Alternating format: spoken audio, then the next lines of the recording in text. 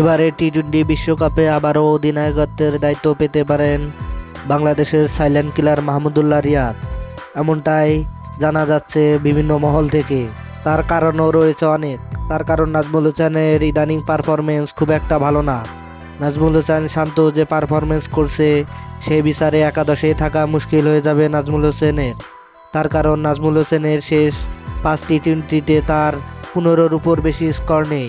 তাই তো টি-20 বিশ্বকাপে জায়গা হারাতে পারেন নাজমুল হোসেন শান্ত।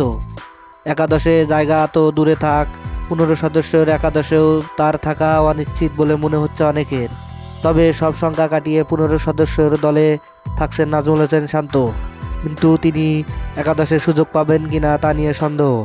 এদিকে অধিনায়কের দায়িত্ব দেওয়া হতে পারে মাহমুদুল্লাহ রিয়াদকে। তার কারণ মাহমুদুল্লাহ রিয়াদের অভিজ্ঞতা আছে বিশ্বকাপে অধিনায়কত্ব করা। এদিকে সিনিয়র বিবেচনায় মাহমুদুল্লাহ অনেক এগিয়ে। তাই তো নাজমুল হোসেন শান্তকে ভরসা পাচ্ছেন না খেলা পাগল দর্শকেরা। নাজমুল হোসেন শান্তর শেষ 5 টি-20তে কোনো পারফরমেন্স দেখাতে পারেনি। তাই তো তাকে আর একাদশে রাখার পক্ষে নয় অনেকেই।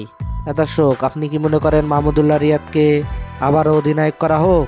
তাহলে অবশ্যই আপনার মূল্যবান মতামত কমেন্ট বক্সে জানিয়ে দিবেন। ধন্যবাদ। আল্লাহ হাফেজ।